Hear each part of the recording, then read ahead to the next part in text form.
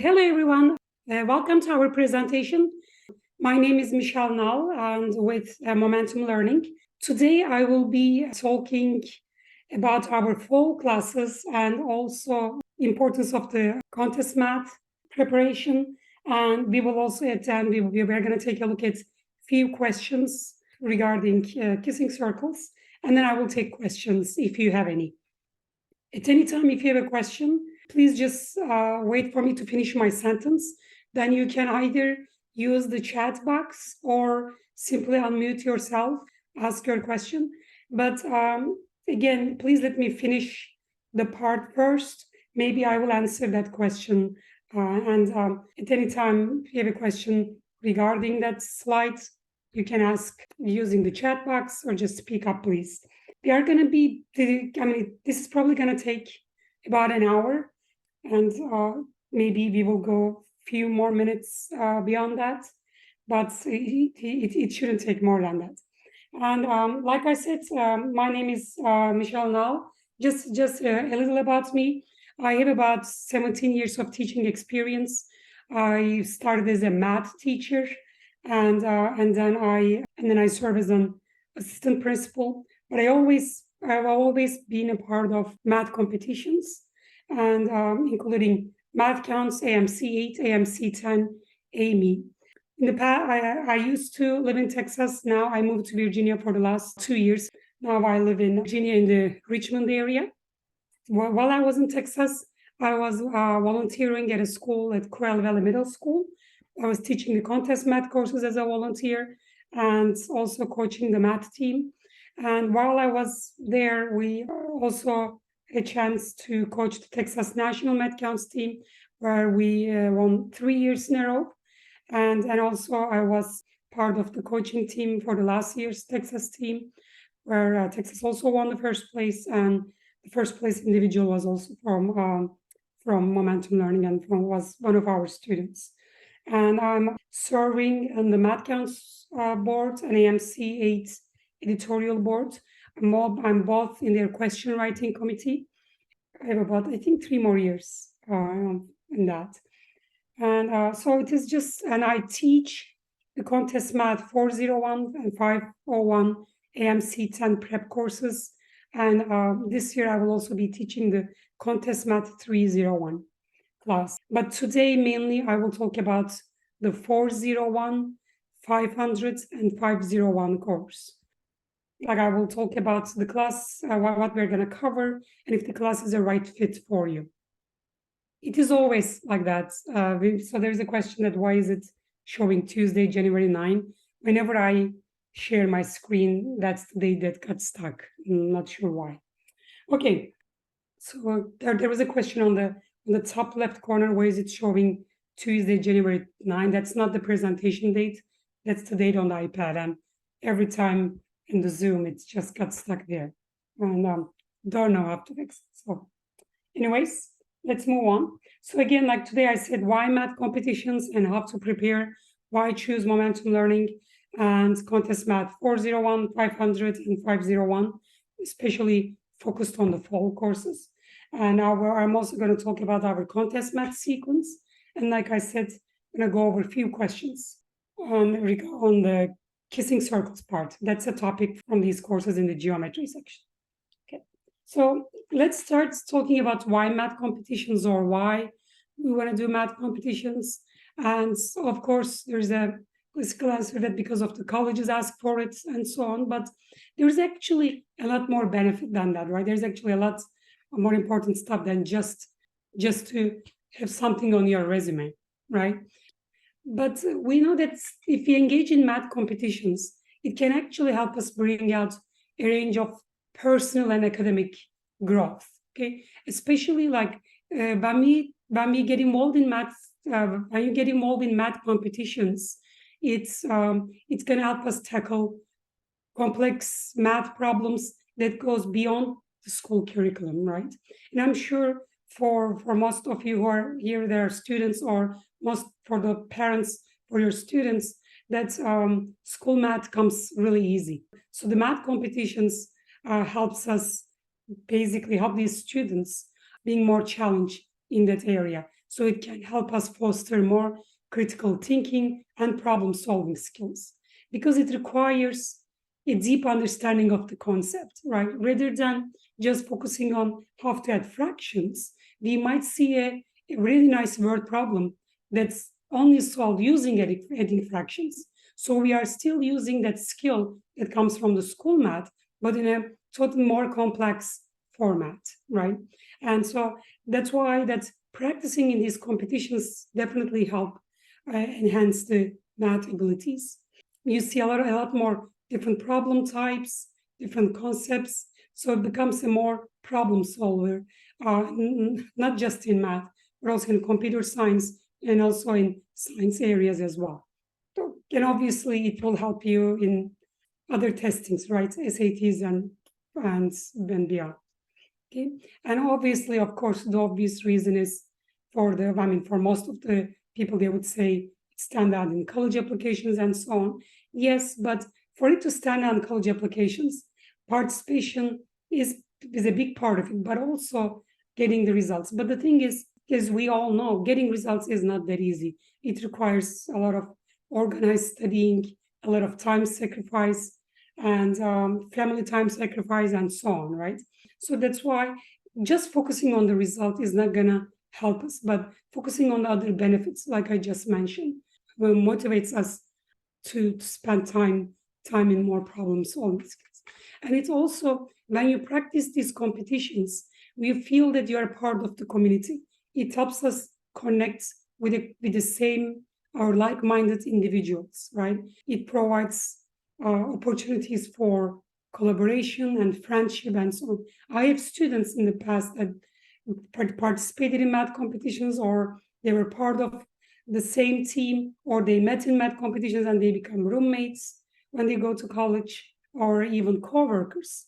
And so it creates this, it has this create this sense of community. When we participate in math competitions, it helps us with time management.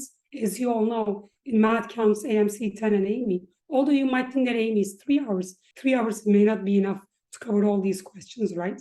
So participating in these teaches a skill, studying skill, time management skills, how to deal with pressure, how to work with a team, and so on. When you tackle these hard problems, then it gives you kind of like a confidence. So it's like a confidence boost, right? These are just some benefits of the math competitions. But this doesn't mean that. So I had students in the past that they enjoy solving math problems. They participated in these classes, but they did not enjoy the going to a competition and just taking those tests, which is perfectly fine, right? As long as your interest stays, as long as you have a genuine interest and enjoy problem solving, then classes are still pretty good for you, right? So it will give you that opportunity to get into these challenges, or solving these or tackling these hard problems. Like I say, when I say math competitions, that doesn't necessarily mean you have to participate and go out and do math counts or AMC 10. But obviously, for example, participating in math counts really helps with team working skills and so on, right? So there are some benefits, but if you just enjoy problem solving and not enjoy going to compete, that's perfectly fine too. How do we prepare for these competitions, right? For AMC 10, AMY. So with 401, 500, and 501, mainly focuses on national level of math counts or harder state maybe, but mainly for later AMC 10 questions and earlier AMY questions. Like AMY questions, maybe, I don't know, the first 10 AMY questions. Or if we go earlier years, like 1990s, maybe even the later than number 10s as well. How do we prepare for these competitions? There are a few ways, right? And taking math classes is one of them. Okay, and but again, it depends on your circumstances and your goals and so on. But there are actually quite a bit of advantage of taking these classes, right? Because in these classes we cover relevant topics and strategies to solve these questions in a more structured manner, right? For example, Like I said, I have 17 years of experience working with working with quite a bit of different students, different styles of learning. So I've seen a lot of questions by coaching. So taking these classes, that's so why in these classes, what we provide is that we provide strategies to help you to tackle these challenging problems, so you can make a more efficient progress in your prep. Like this is also part of the why taking classes with Momentum, right? So because of the instructors, as instructors, we provide techniques, problem-solving strategies, insights, and also seeing again like how to approach a problem, right? Or what is the best way to solve a certain style question. Like for example, today we're gonna take a look at kissing circles, right? So we're gonna solve the question in a usual way that's like in a normal, like regular, which is fine. I mean, like that way that's how most of the people solve, but maybe present you another way of solving this that will maybe cuts your time half or so on, right? So this is just a small example, but that's how the math classes would help for you. In these classes, we also have access to a variety of practice problems, practice tests, study material that are tailored for these competitions. And also there are questions that are, for example, when we prepare for the competitions, the idea is not just sitting down and solving all the previous AMC 10 or math counts or AME tests. You can, of course, that's also beneficial, but the idea is if we miss a certain problem, why are we missing those? Which parts that we are having a difficulty with? So we usually address those, right? Where is the common mistake that students usually have, like students usually do in those questions? It is a lot more efficient rather than you sitting and solving every MC10 question, every MC10 test. We are usually more structured. For example, we cover, let's take a look at polynomials, right? When we look at the polynomials, style questions that we bring are similar in those math. But again, we are not just solving formula MC10, but questions that are similar format, maybe from HMMT, Harvard MIT Math Tournament, Purple Comet, Stanford, Math Prize for Girls, and all the like AHSME problems, and other countries like from UK Math Trust or Canada Math Circles. So we bring questions that are similar level. This is just an example. Like there was a, let's say, I think it was a state math count target question that was exactly same from HMMT that we covered, or 1 year that's the question that we solved. And 3 days later, there was a math council national and the question was there. Because we solve these questions in a more structured manner, not just randomly, so it will help your preparation in a lot more efficient way. In these classes, you can interact with your peers. I know it's online, but we use usually the chat, or some people prefer to speak up. So in those ones, we also interact with each other and we see there are some students that present a better solution, or they ask questions that you might find it, or your child might find it similar. Like they might have similar questions, and then that will answer, right? Again, it helps to take classes with peers, and it encourages students. And also, because these are regular, like these are scheduled courses, you know that basically, it will help you stay more accountable to your study schedule. Again, more structured routine for these preparations. Again, there are some alternative to classes, but if you look at all the other students who participate in math competitions that did well, they did take classes. And the classes, again, help quite a bit, because in these classes we have homework, and so we ask you to review and spend time on the homework, so that will help you remember this, so you will not forget it by its next week. I talked about why you should take classes, but in our classes, like I said, we have a structured contest math curriculum. So for instance, you take a look at here. So again, you see that 401 starts. So this is the sequence, and usually our 301 is for students who score 15 plus on AMC8, and then for 401 is like 19 plus. So 401, 500, and 541 are usually for students who can do the first 15 questions on AMC10 pretty easily, and then are ready to tackle more challenging questions and need help in, again, solving these. They need help with techniques to solve these questions in a timely manner. As you can see here, so we have 401, 500, and 541. I will talk about the differences in a minute. And then after 541, we have 600, 601, 602, so on. So again, we considered, for starting with 301, we consider those are more advanced courses. And our 700 courses is more proof-based. Okay? And it is more for JMO preparation. Okay. Of course, in fall, we have classes on AMC 10, 12 preparation, and also AME prep as well.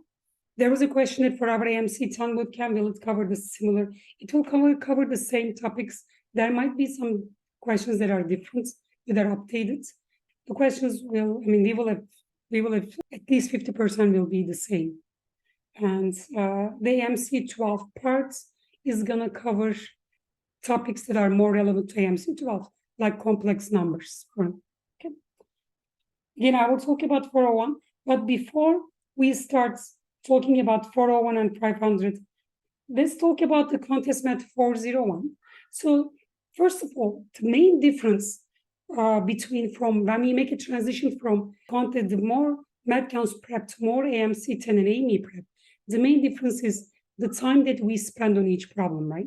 So if you look at the math counts chapter problem, maybe not number 30 or not number 10 on the team round, or what happens is we usually solve these questions within 2 minutes or so on, right? And it doesn't require a lot of advanced techniques. Again, I'm not talking about the national level, just the chapter level and earlier state level.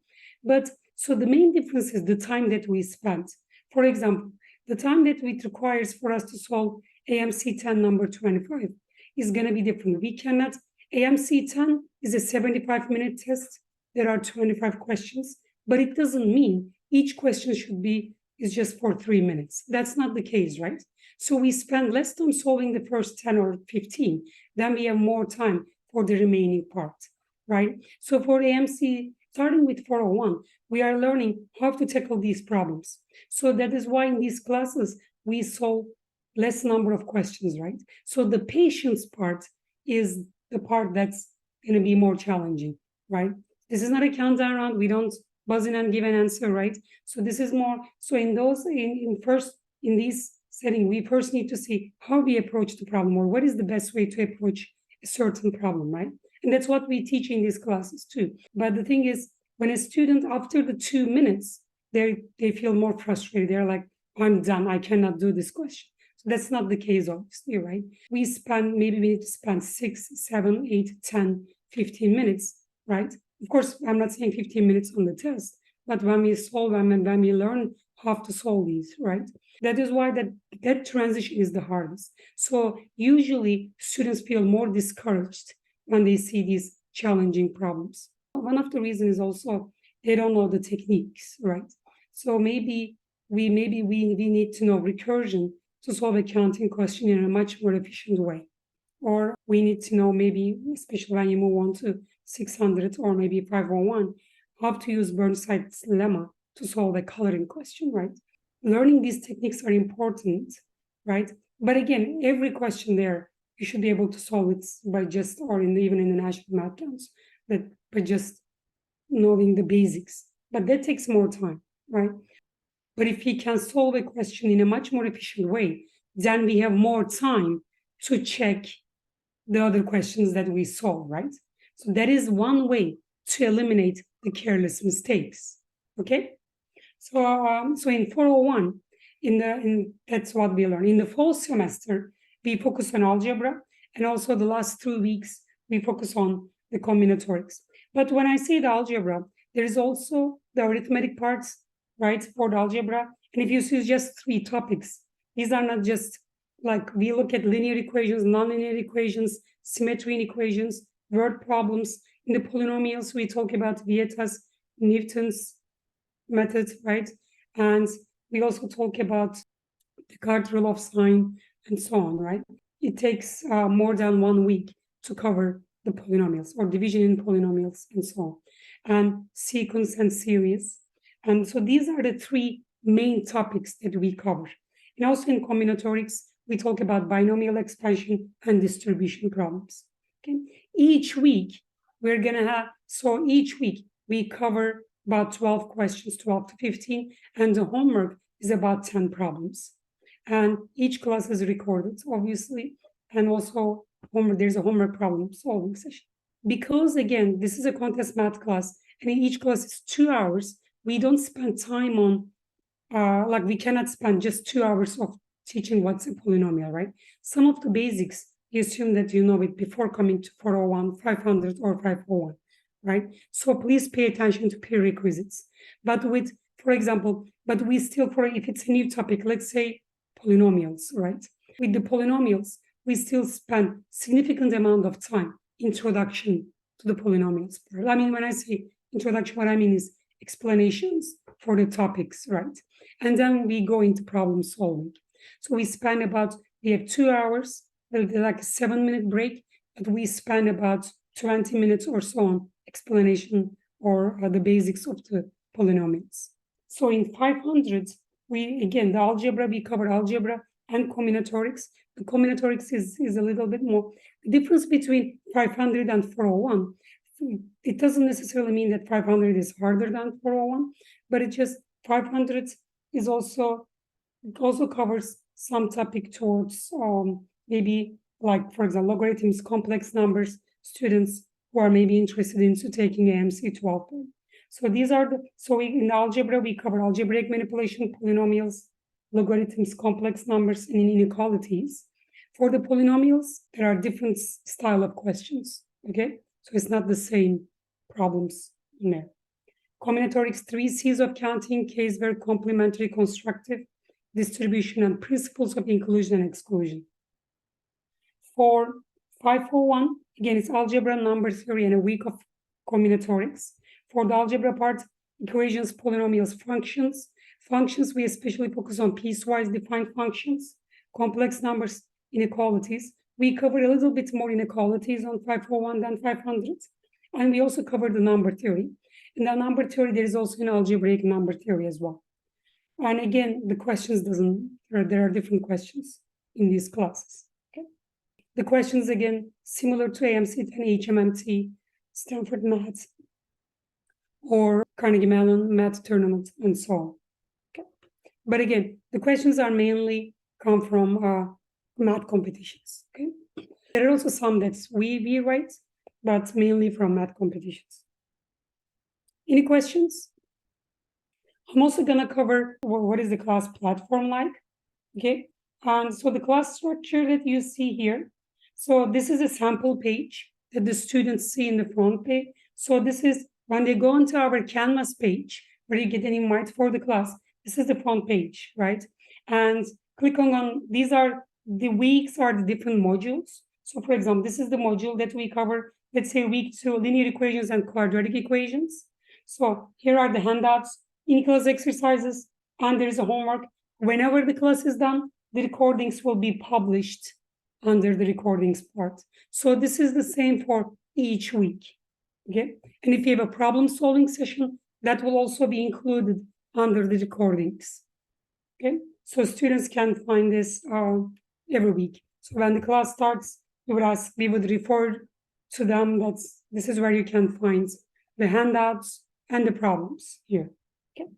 For the class invites, you will get it before the class starts. It is important that you review. The recording is there for you to review the class problems before starting the homework. So the class is 2 hours, and for weekly, we would require you to spend probably 4.5, like 4 hours for the class. Maybe as the class gets harder, maybe 4.5, so on. Okay. For each homework, you have 3 attempts. There's no time limit. Okay. Any questions so far? Yes, so we do have a test prep class. We have an AMC 10 and 12. For AMC 10, we have a beginner and an advanced session. And there's also for those who are interested in taking AMC 12, there's an extension that. So, for example, AMC 10 class is 4 weeks. Then we are going to have an extra week for the AMC 12.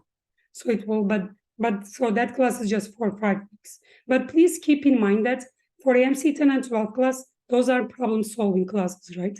So where we focus on specifically for AMC 10 style questions, and there's a topic that we still go into details, but not as much. It is mainly focusing on the problem-solving for the AMC 10. Okay, but yes, we will have those classes, and it will start second or third week of September, so we'll have enough time before the test. We also have an AME prep class, closer to the AME, obviously. For example, yes, there will be a mock test for the AMC 10 and 12, and the AME class as well. For those who are interested, we also have an AMC 8 prep class and a math counts prep classes. Please note that those classes do not replace the 401. Okay, and for AMC 10 class are really good if you really want to like because during the band, once the school start, as you all know, it is hard to prepare for these courses, for these contests, right? You will not have as much time. So when you take these classes, it will shorten your prep time, especially with AMC 10 and 12 bootcamp courses. It will really help you remember or review for the topics in a more structured format, right? So I would highly recommend it. Because we offer a mock test, it will be great to have a test that is not with questions that you have not seen before. We have the video solutions to the later questions for those mock tests as well. Any questions about the for 541 500 page is very similar here, okay, and it's gonna be it's gonna look exactly the same to the class page. Okay, but please, again, let me repeat it. The content is different, right? For 401, 500, and 501. And also, I want to highly emphasize that with the 501, for example, sometimes students, they want to take most advanced class, but that's most of the time, that is not the right decision, right? Because what happens is, if you take a class that you are not ready for that, then you will either check out, right? You'll come to class, but not learn as much, and then it will just be waste of time and waste of money, and you will feel like the class did not benefit you. But most of the time, the reason is the class wasn't the right decision. Same thing also, if the class is too easy for you, you should just move on and take the harder one, right? Well, how do you know if the class is too easy for you? If you can solve the class problems, if you can solve 75% of them without any difficulty, then you should consider taking the next class up, right? But let's say you're in a class and you notice that, you cannot even solve the second problem that from the start, then that class might be too challenging, okay? There is no shame in going the class down, right? The best class is the class that is right for you, okay? We will not push anyone for a class that will take a lower level, right? If, for example, in my classes, if I notice that the class is too easy for the students, then I would recommend them, maybe you shouldn't be in this class, you should just move on to the next one, right? But with an online class, sometimes, to be honest with you, I noticed that if there's a question, for example, if I give the source of the question, students try to Google the answer or try to give me, it doesn't help anyone, right? Because even though it's online, we would know, right? And sometimes I change the numbers and I noticed that students still give the answer to the problem that is with the numbers that was on the test. So that doesn't help anyone. So usually, rather than just giving the answer, we are more interested in how we approach the problem, right? What is the best way to approach? And sometimes the wrong answer is better. For example, in a geometry one, let's say the question student says, let's draw the altitude from A to side BC, right? And we draw that and we see that it doesn't it doesn't work, right? It is better to see that at that moment, to see that why it doesn't work, right? And usually, and so those things, asking them what the answer is, those things work better, right? To see, like, how do we start this problem, or where do we start, or if there's a counting question, if it's a casework, how do we base the casework on, right? It is important to see how we approach the problem rather than just, okay, so maybe the answer is 5, right? And I don't care much about the answer as much, right? We will get to the answer. The process is more important. And also, in the past, I had students that were, for example, they would find the questions challenging, but they would be open to learning it. That is why, for example, today you might get maybe 3 of the questions out of 10, but if the next month you are getting 5, that's an improvement, and that is more important. Okay. So the question is, now I get a question, how much time students should spend on a question that they don't know? For example, first, they should try, right? When they should try, they can't do it, that's better. On the test, if this is on the test, if they are, let's say, on an AMC 10, if you spend 3 to 4 minutes with no progress, then I would recommend to move on. But if, let's say, you already solved 22 questions and you're on question number 24, you skip number 23 for some reason, you're on 24, you can afford to spend more time on it if you think you can make a progress. But after 3 to 4 minutes, then that's time to move on if you have no progress. That's different for AMY, and that's different for math counts, right? For the math counts, let's say if you're on a target, there are 6 minutes. Again, it doesn't mean 3 minutes, 3 minutes each on a paper. Sometimes you can solve a question in 1 minute, and then the next one you have 5 minutes. But like I said, in the targets, that's a different strategy. Then when you see that, like after 4 minutes, no progress, you better move on, right? But if you're in this class, let's say I give each student 3 minutes to try the question. All I want them, I don't expect them to solve it in 3 minutes, but I expect them to start and maybe try to come up with a method to see how we solve it. Okay. So there's a question. I hope I answered your question, June. There's a question that says that what class is good if I want to solve questions 20 to 24, 25 for AMC 10. It really depends on where you are right now. If you can comfortably solve the first 15 questions, and then you have a really hard time and you cannot solve question 18 through 25 at all, then 401 is the right choice.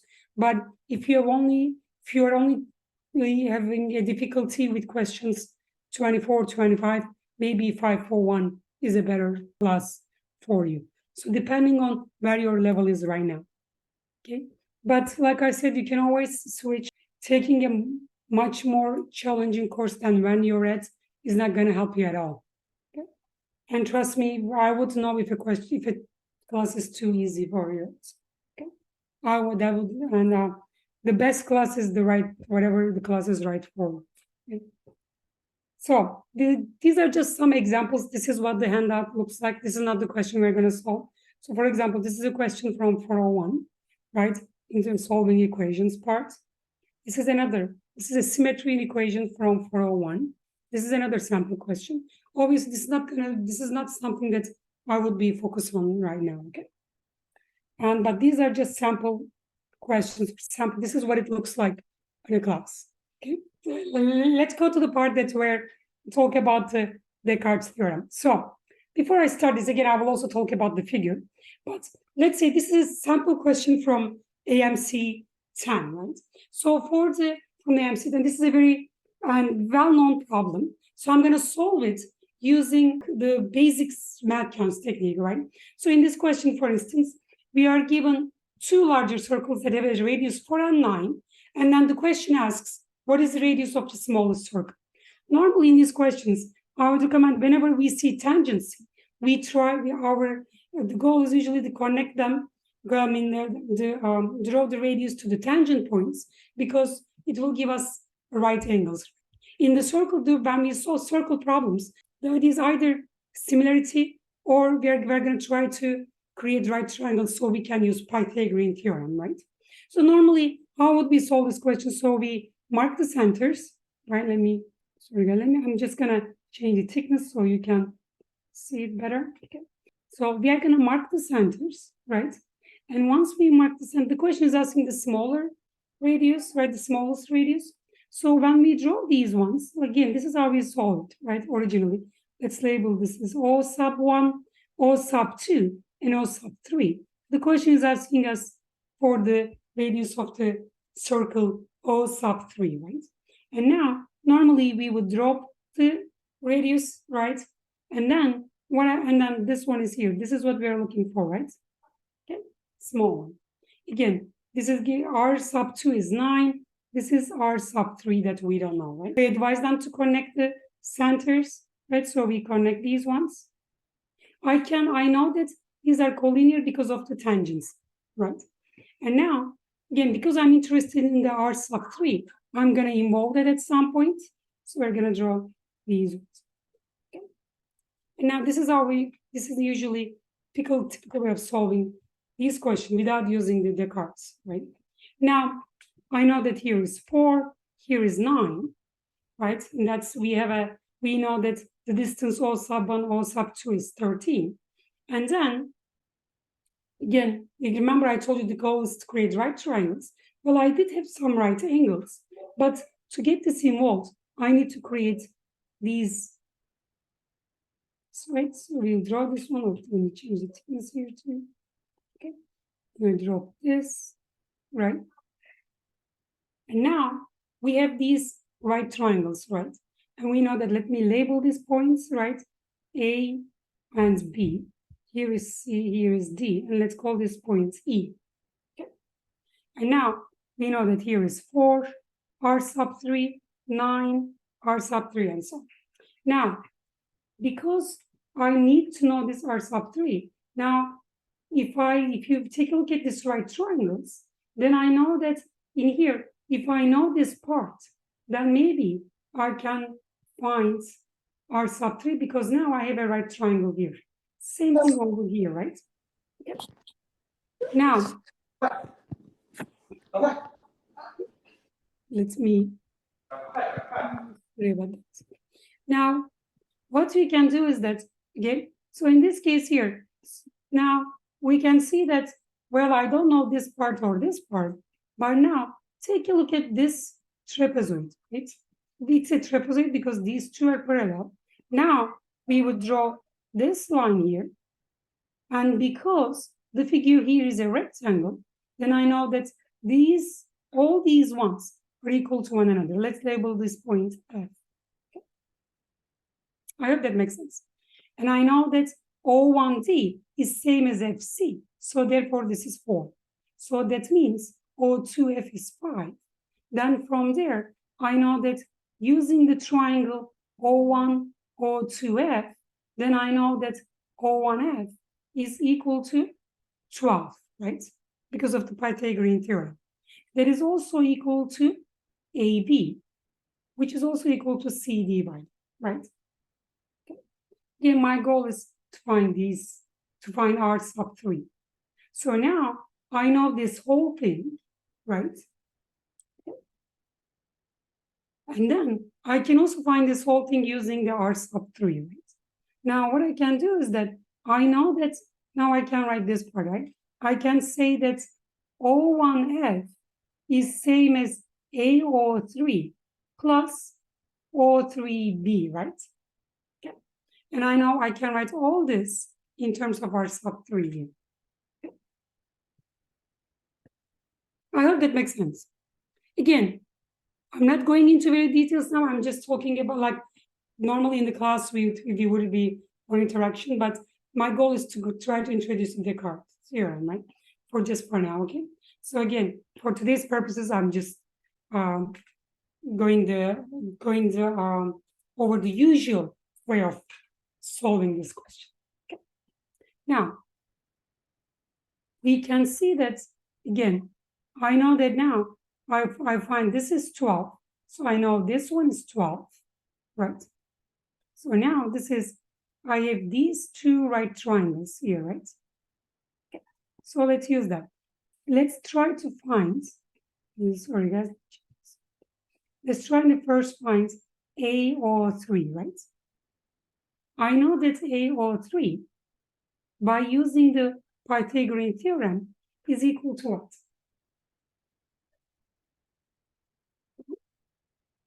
Is equal to 4 plus r root 3 square minus 4 square, right?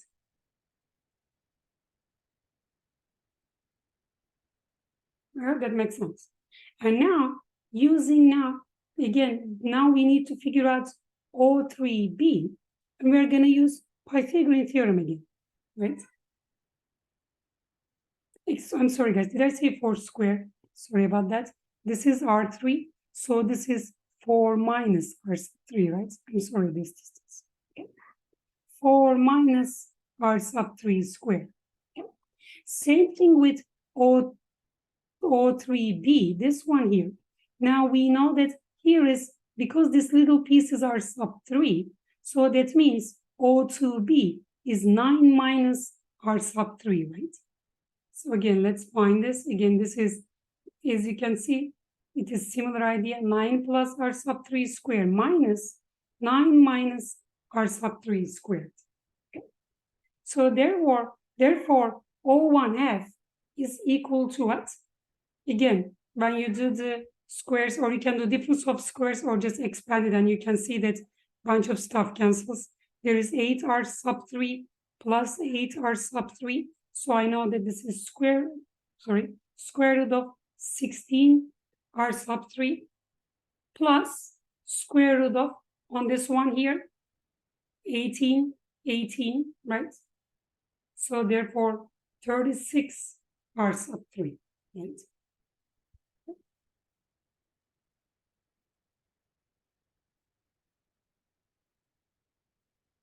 Any questions so far?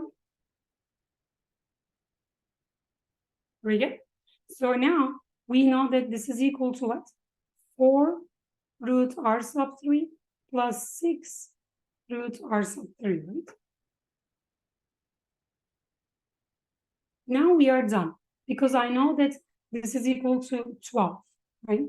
So we know that 10 times square root of R sub 3 is equal to 12. Okay? So that means R sub 3 is equal to 6 over 5 squared, right? Which is 36 over 25.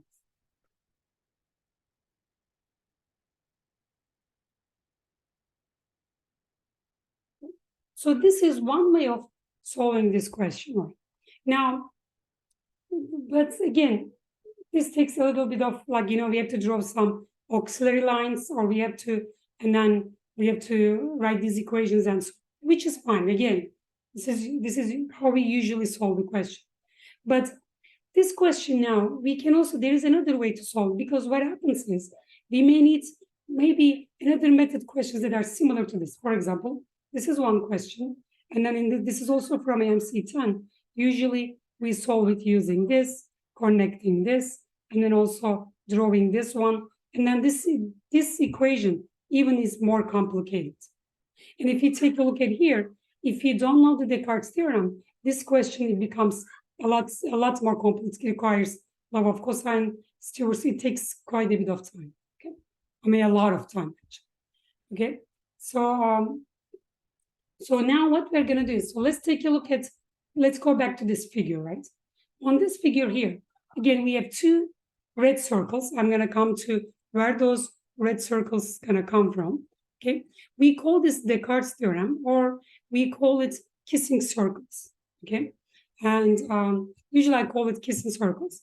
So in the kissing circles, okay, now it will help us to find the radius of the fourth circles if we have 3 mutually tangent circles. For example, this one here. We have 3 circles here that are mutually tangent, right? The kissing circles helps us find either the radius of this circle or the radius of the big one, right? I'm not talking about one like, again, we either have this red one or the one outside, okay? I hope that makes sense. Now, when we use this method, we end up having two possible answers, but only one of them will make sense. Okay. Very good. Now, when we solve these ones, so we're gonna, what we do is that there is something called curvature, okay? And the curvature is 1 over the radius. And it is gonna be, there's gonna be a sign that comes with it, plus or minus. And the plus or minus comes if the circle is internally tangent or the circle is externally tangent, right? For example, if I take this red circle and these three black circles, you see that the red circle is internally tangent all these black circles. So the curvature of this is going to be negative 1 over r. But these black, for example, for this one, this black circle is externally tangent to the red circle and all the other circles. So this is going to be a positive curvature. So it's plus 1 over r. Okay. I hope that makes sense. So now let's go to that. Now we're gonna go to that formula here. Okay, so let me the page. So now, okay. Okay. So again, first we're gonna talk about k, where k is the curvature,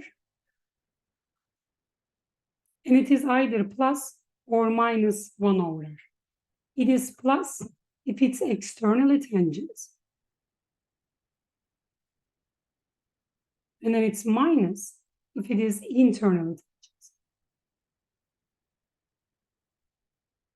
Okay, and now, so but the thing is, whenever we use this, I will tell you a catch. There is a certain catch where we are going to use this. Okay, I hope that makes sense. So now the formula comes from here. K4 is equal to K1 plus K2 plus K3 plus or minus square root of, now it's, 2 times square root of K1, K2 plus K1, K3 plus K2, K3. Okay. I hope that makes sense.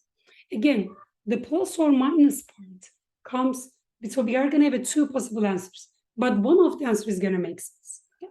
Now, there's actually so there's going to be a different, to use this one, again, because we are going to use 1 over r, one of them is going to be the radius that we will be looking for, right? But notice this, okay? So there's a catch to use this one. For us to use this formula, we need few things, okay? You need to have this. We need to have 6 tangent points and then 4 circles. So 1, 2, 3, 4, or this one. Again, the figure is these 3, this, or these 3 and this. Okay, not everything. Okay. So let's count the tangent points. For instance, 1, right? So again, 1, 2, 3, 4, 5, and 6.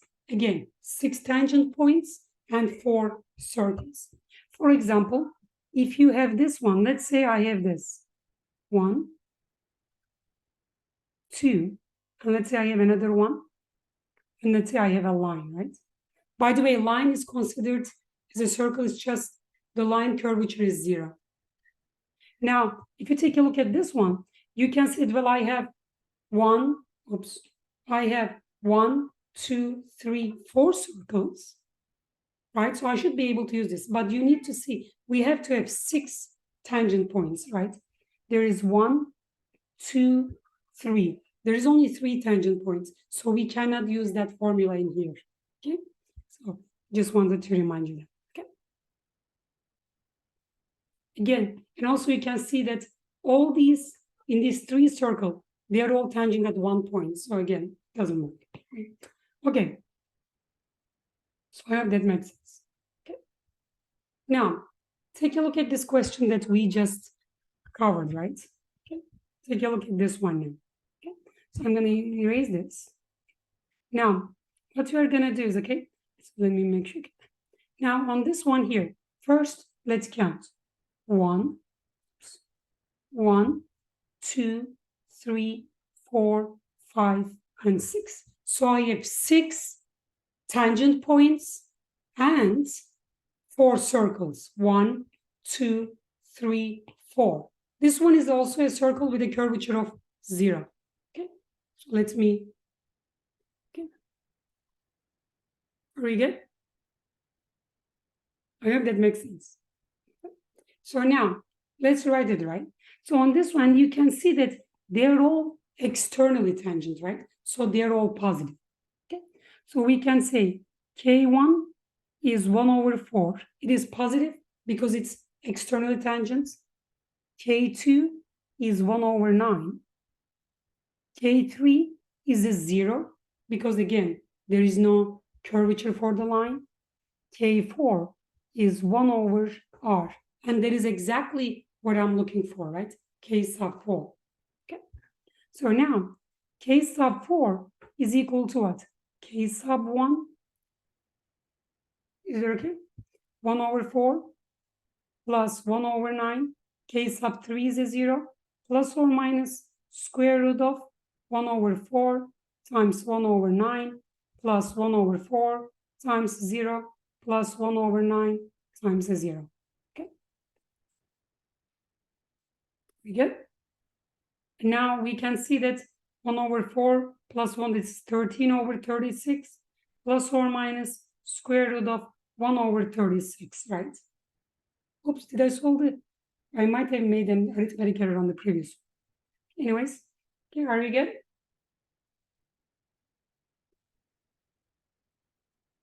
I think I might have made an arithmetic error on the previous one. Any questions so far?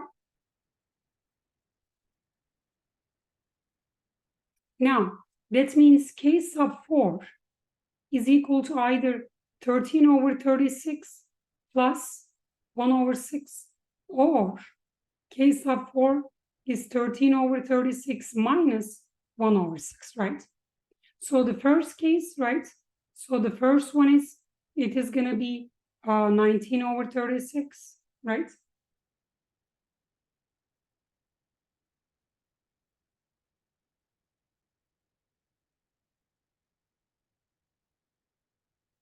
Yep. I hope I did not make any mistake here. Oh, this is not, is this correct? Yeah, this should be correct, right?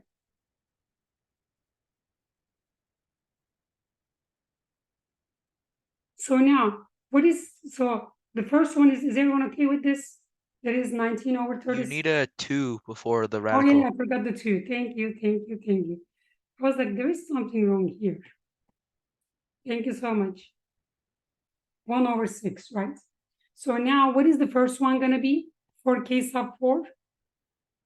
If I multiply by 6, it is 25 over 36, right? And then on the other one, what is K sub 4 here? 1 over 36, right? Do you guys agree with that? So now it means R4 is 36 over 25, or R4 is 36, right? But obviously, this one cannot be 36. So therefore, we are going to see that it is equal to 36 over 25. Okay. So I forgot about the 2 here. Sorry about that. Okay. Are we good, everyone? So this is one example, right? How we can use it. For the next one, this is the same thing. Look, I have 1, 2, 3, 4 circles, and I have 1, 2, 3, 4, 5, 6 tangent points, right? Okay. Now, we can say that, for example, K1, let's say this is 1, has a radius of 1, so it's 1 over 1. And it is externally tangent to everything, so it's positive, right?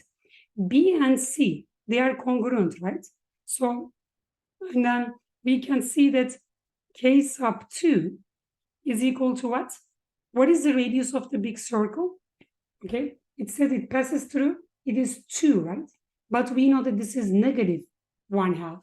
Why? Because the big circle is going to be internally tangent to the other ones.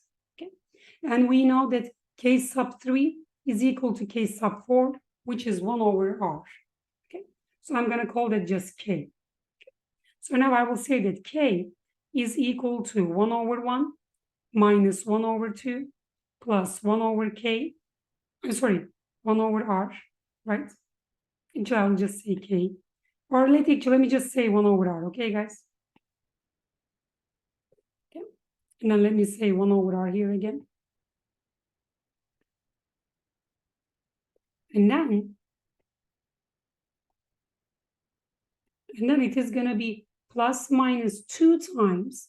Now, 1 over 1 times negative 1/2 plus 1 over 1 times 1 over r, right? Plus 1 over negative 1 over 2 times 1 over r. And then all you have to do is just solve for r, right? This will cancel. Okay. And then you're just going to solve for r. Okay. So it makes it a lot easier. Again, if you don't know this, then what we would do is that we would connect these ones, right? And then this is an isosceles triangle. Then from here, we're going to have another one. So you actually solve a radical equation, and we're going to square off the radical equation twice to solve this equation. Okay? But it is solvable by not using it. The next problem, however, is a lot more challenging without using the kissing. So first we have to check, right? The kissing circles applies here. 4 circles, 1, 2, 3, 4, 5, and 6 intersection points. They say that it has the radius, the big one is 24, 2 radiuses of 12, and then the smallest circle is tangent to all 3, so this one here, right? Now, to do this question, this is a lot, again, like I said, it is a lot more challenging, okay, guys, to solve this. So now, but because what happens is, let's say if you draw these ones, right? Okay. The radius is 12, so we know that on this one here, right? These ones. Okay. Now, rather than the other one, in the other one, remember everything covered. So this is from center to the B, right? In this one, you can draw this one, right? But that's pretty much it.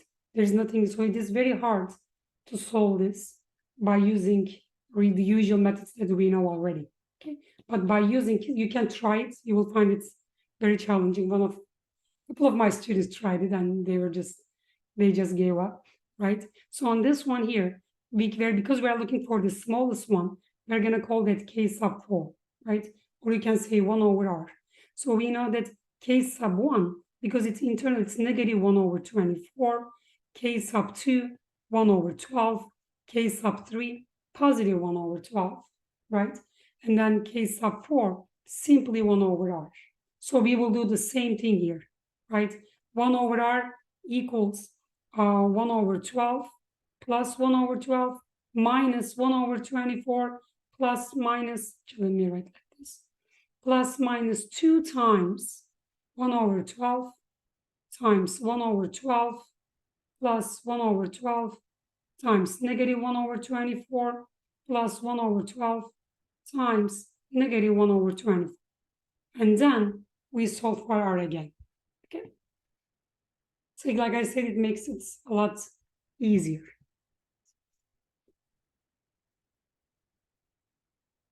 Okay, guys. Like there are few questions that some students try to solve using using kissing circles, but like we need to be careful, right? For example, I think there was one Amy question that was I think, if I'm not mistaken, something like this. We couldn't use it because there was enough circles and there was no 6 tangent points. Okay, so those things are important. Okay. Of course, here is the original equation. Again, when you see this, when you solve these ones, you're gonna get 2 possible answers. One of them will make sense. And the other thing is people usually forget they find the k, but they forgot to flip it to find the radius. So that is why I usually write as 1 over r when I write the formulas. So like we're looking for k sub 4, people find k sub 4, but they forgot to flip it. Okay. So that's why I usually write as 1 over r. So make sure to flip it and then decide which one makes sense. Any questions? Okay, everyone, thank you so much for joining. If you have any questions, you can email us at info@momentumlearning.org. Okay, and our classes will be starting soon. I would hope to see you or your child in our classes. Thank you so much. Bye, everyone.